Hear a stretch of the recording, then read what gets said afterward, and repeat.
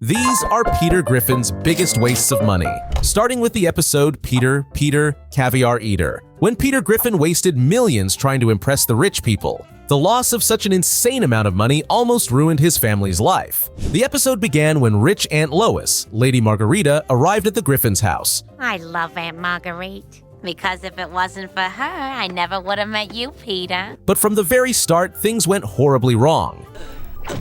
This was the shortest visit from a relative I've ever seen. Aunt's death made Lois sad, Peter happy, and shocked the rest of the family. But at her funeral, Peter learned that she had left them something in her will. Oh, you sweet old broad, I love you! The very next day, Peter and Lois went to her notary, who told them they had inherited her mansion. Peter was excited to move in, so he sold his house and took the family to their new home. But life in his own mansion turned out to be not what he expected. He hasn't checked the tax bill yet. His biggest disappointment is still ahead. It was very difficult for Peter to fit into the new society of rich and well-mannered people. Already at his first public appearance, Peter failed and was disgraced.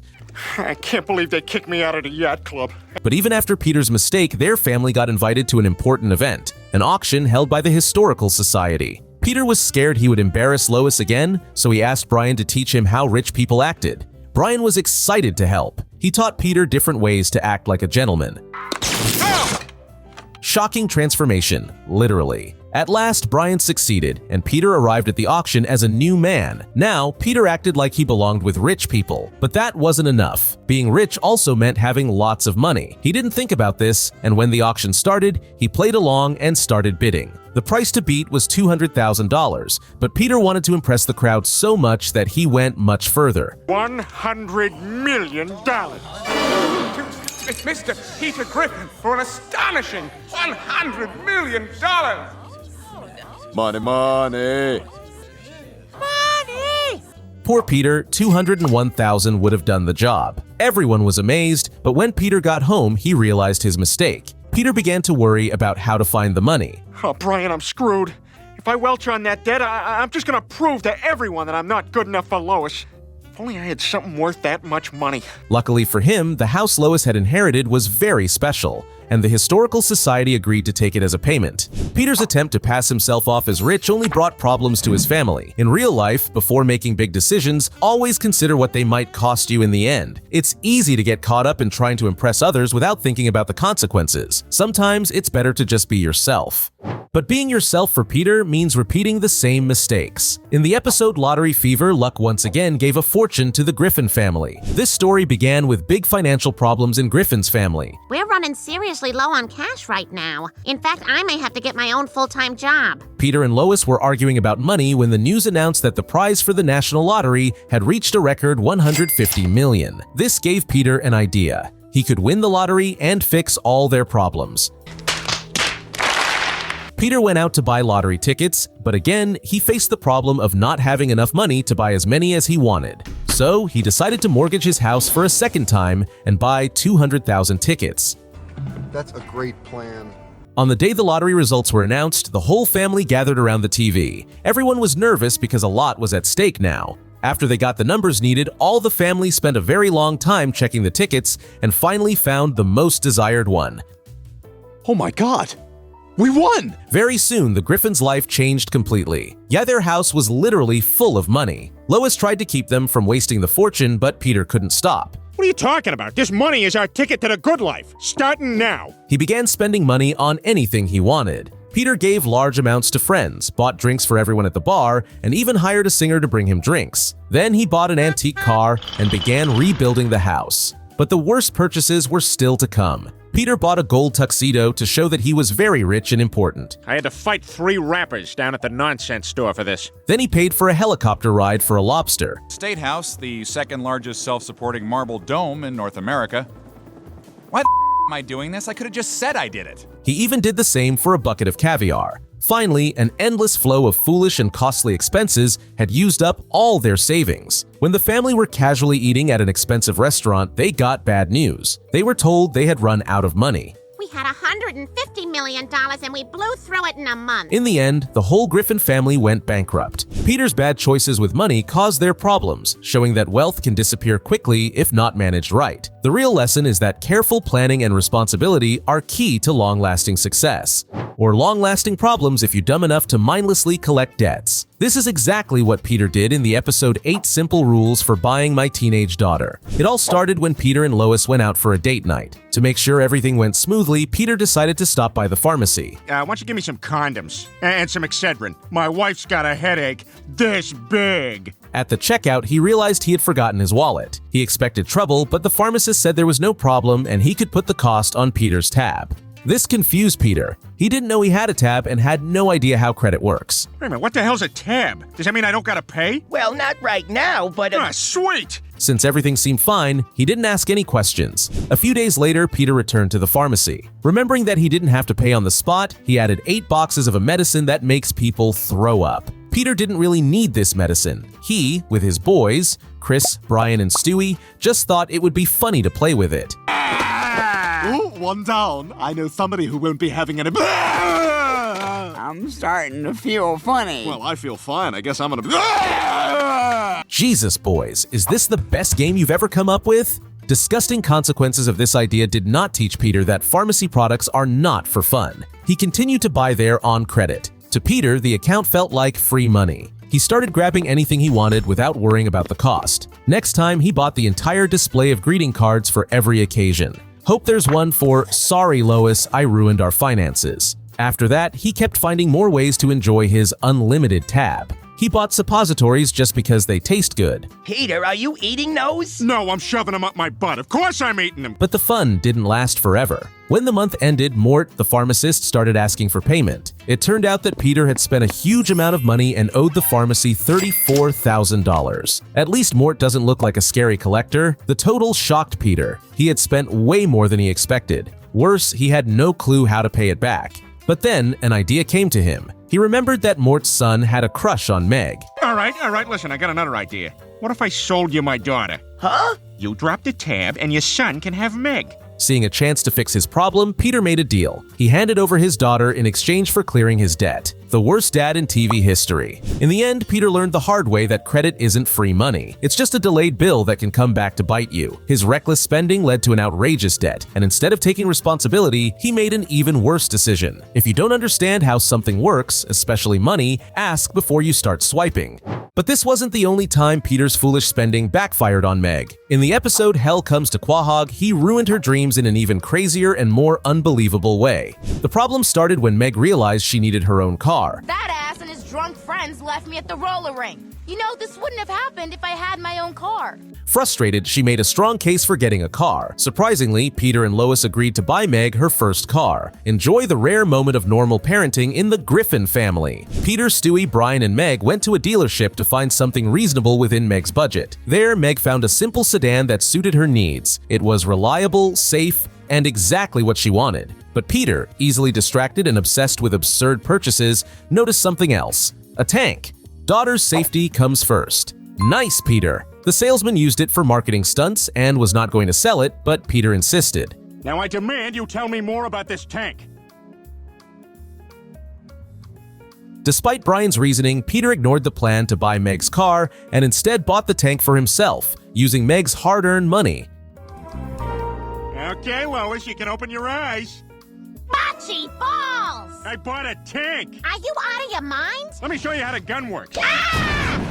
A very radical way to break up. Peter, now the proud owner of a literal war machine, wasted no time in using it for completely unnecessary and destructive activities. He drove the tank around Quahog, ruining the neighborhood and blasting cannon. He was thrilled with his purchase, while Meg was left completely helpless, knowing she had just lost her dream of owning a car. Dad, it's not fair. My money paid for that tank, and I haven't even gotten to drive it yet. When Peter allowed Meg to try driving the tank, things took an even worse turn. Meg lost control and the tank ended up running over Joe Swanson, seriously injuring him. You just ran over me, you bastard! I don't know where you got that thing, but I'm impounding it! Enraged, Joe confiscated the tank, leaving Meg and Peter with nothing. Nothing? Not even jail time? How lucky. After losing the tank, Meg had no car, no money, and no way to fix the situation. She had worked hard to save up, only for Peter to throw it all away on a childish impulse. Peter wasted Meg's hard-earned money on a tank, only to lose it after causing chaos and getting Joe injured. In real life, selfish decisions can easily harm the people around us, especially when we ignore their needs. Thinking before spending can prevent a lot of trouble, both in the family and with the law. Especially think carefully before spending if you don't know where the new money came from. Peter, in the episode Death Has a Shadow, didn't think at all and almost traded his future for dirty money. Everything started when Peter was going to a bachelor party. Lois, his wife, asked him not to drink, but of course, Peter didn't listen. You know, I feel kind of bad, you guys. I promised my wife I wouldn't drink. Oh, don't feel bad, Peter. He had way too many beers and got completely drunk. The next day, Peter woke up with a terrible hangover and went to work. But instead of doing his job, he fell asleep at his workplace. This was a big problem because his job was to check toys for safety.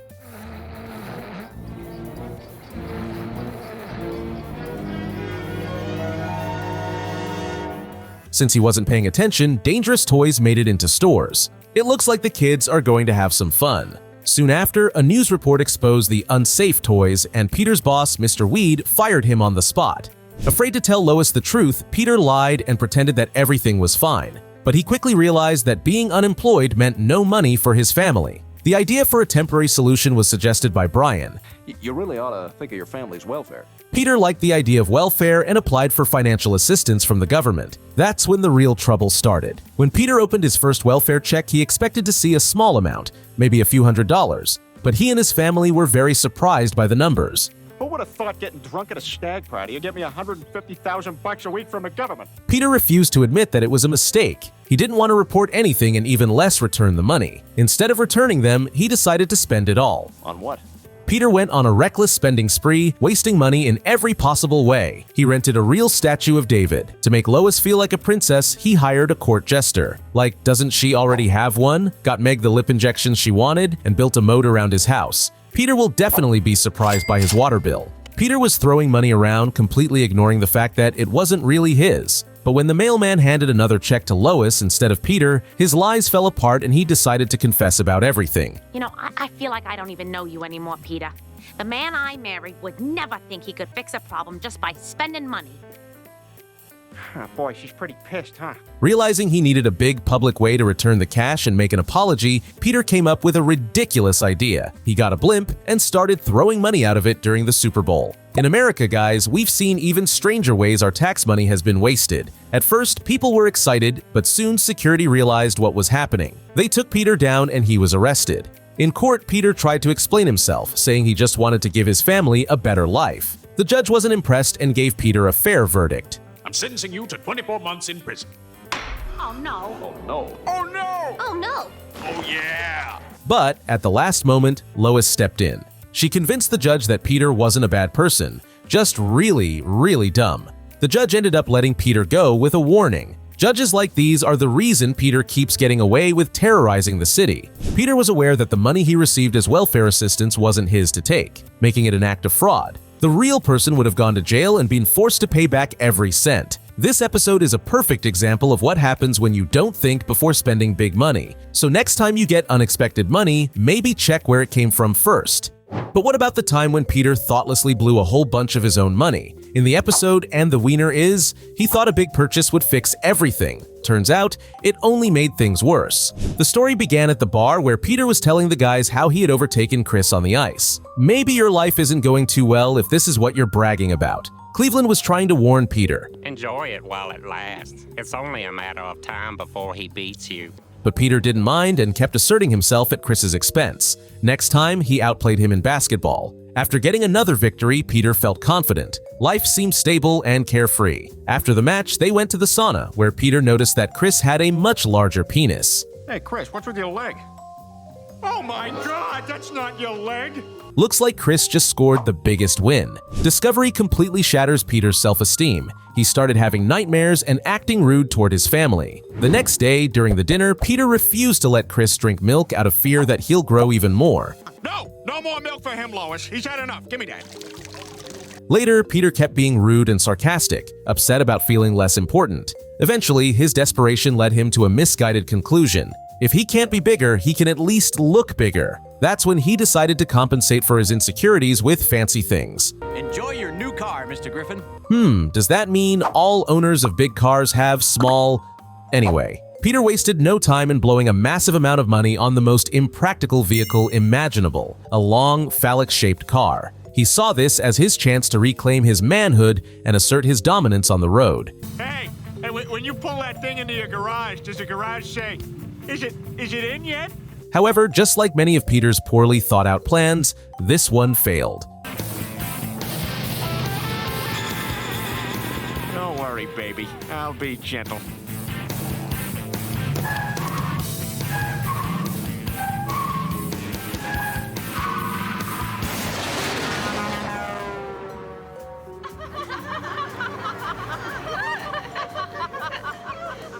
Ow, my pride. Peter spent money, lost his car, and just moved on like nothing happened. The fact that Peter tried to fix his issues by wasting money is something that happens often in real life. People often spend excessive money on things they believe will make them feel better about themselves. But as Peter's crash proves, these things rarely solve the deeper issue. Instead of throwing money at an insecurity, it's better to confront it head-on. Yet, throwing money at an insecurity is still better than just throwing it away. In the episode A Fish Out of Water, the new Peter's investment nearly left his family homeless. It all started when the factory Peter worked at closed. He became unemployed and stayed home for too long. Lois wasn't happy about it, so she made him take the dog for a walk. He said sarcastically, "I wouldn't exactly call it a walk." During a walk with Brian, Peter saw fishermen at work, and the scene delighted him. Oh yeah, now that's a job. Fresh sea air, working outside. That's how a real New England man makes a living. What he saw next inspired him to become a fisherman. Peter decided to start his fishing career by buying a boat, so he and his friends went to a police auction. Yeah, so you think I can find a boat here, huh, Joe? Oh yeah, you wouldn't believe what we confiscate from these crooks. A boat really was one of the items at the auction. Excited, Peter quickly bought it for $50,000 to stop anyone else from bidding. Now, Peter urgently needed to find this money. Peter, you still haven't told me how you expect to pay for that boat. Don't worry, Brian. There's got to be 100 banks that'll give me a loan. Peter barely managed to find a bank that agreed to lend him money. Almost in despair, he finally came up with the plan. I may not have a brain, gentlemen, but I have an idea. Without reading the contract, he took out a loan against his house. Peter doesn't fully understand the gravity of his financial situation or how the loan works. Because of this, he signed a very bad contract, and the bank already took his property and sold the house while he was fishing. Holy crap, Brian, what am I gonna do?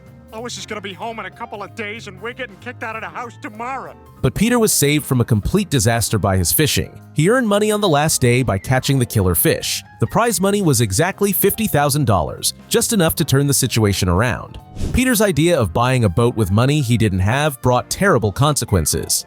Taking out loans, mortgaging your house, and making impulsive purchases without any strategy can quickly lead to big problems. You'd better make a good plan and think twice before jumping into something you can't afford. Something similar happened in the episode Call Girl, when Peter decided to take up a new exotic hobby. It wouldn't have been a problem if he hadn't spent all his family's last money on it. The story began with a birdhouse, which Chris brought home. Lately, Peter and Chris have been sharing a passion for birds, so they decided to hang this feeder together. Clearly not what I expected to see in a Family Guy episode. But the boys didn't have time to enjoy watching the birds at their new feeder because a falcon suddenly swooped in and ate all the birds. What Peter saw made a strong impression on him. This is awesome. Fascinated by falcon, he decided to buy one for himself and began a new hobby. Family, I want you to meet my falcon, Xerxes. I'm a falconer now. Peter's action disappoints his family because he spent his last money on it. And yet for Christmas, I got a wrapped scrambled egg.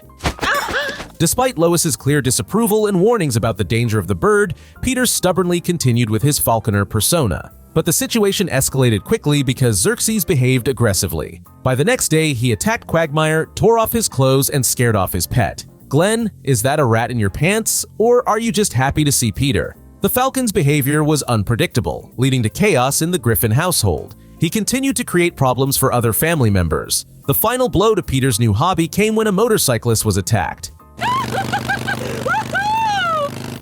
I think you know what I want.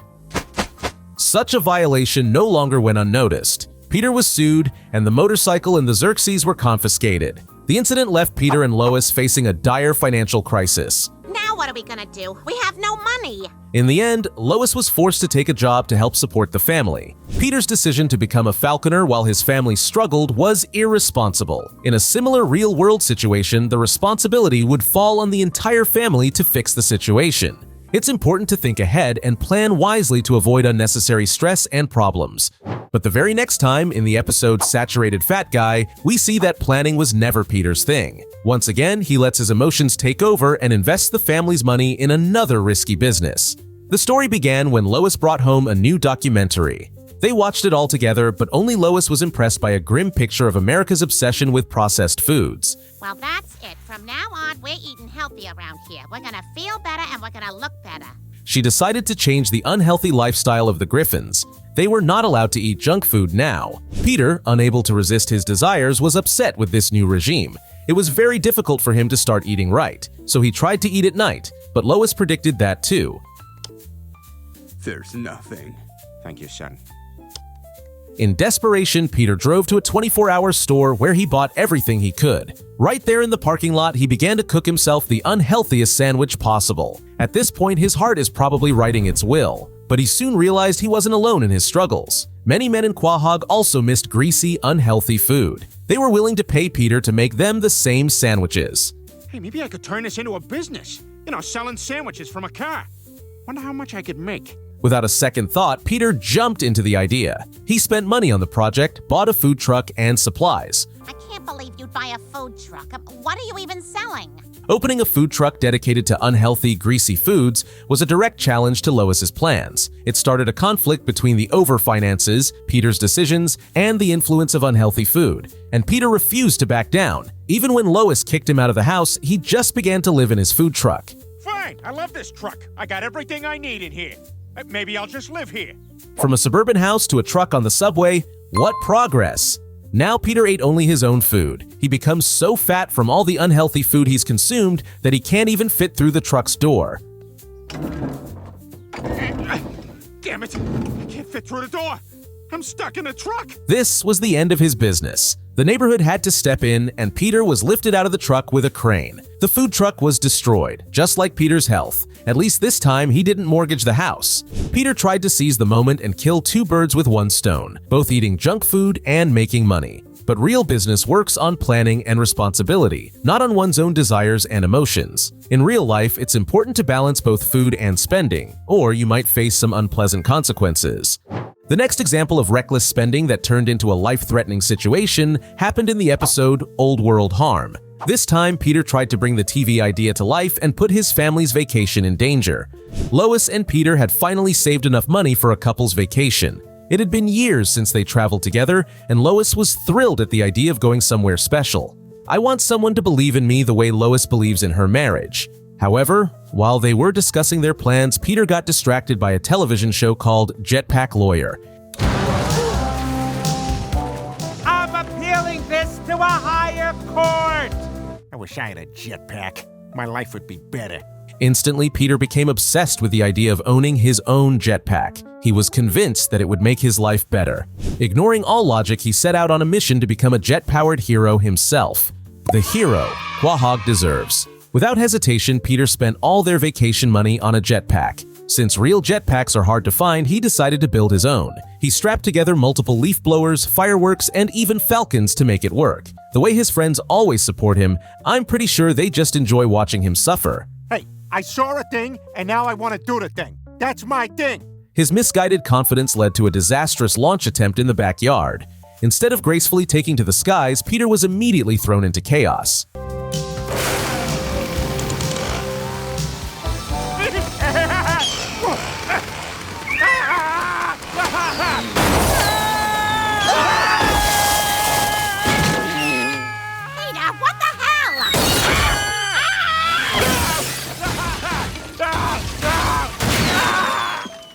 He shattered windows, destroyed furniture, and even crashed his own car. Peter was not hurt, but his prank made Lois furious. And yet, it was only half of the problem. Worst part is I spent all our vacation money on a jetpack without asking. Luckily for him, Joe offered a way out. His mother had a vacant house in Florida, and Peter and Lois could go there for a vacation. Oh, how convenient. Peter spent all their vacation money to build his own jetpack. In real life, the money spent would be less of a problem since he'd have to endure a hospital stay. And the lesson here is that some dreams are fun to imagine, but not every wild idea should be turned into reality. The only idea truly worth doing is subscribing and leaving a like. Thanks for watching this episode.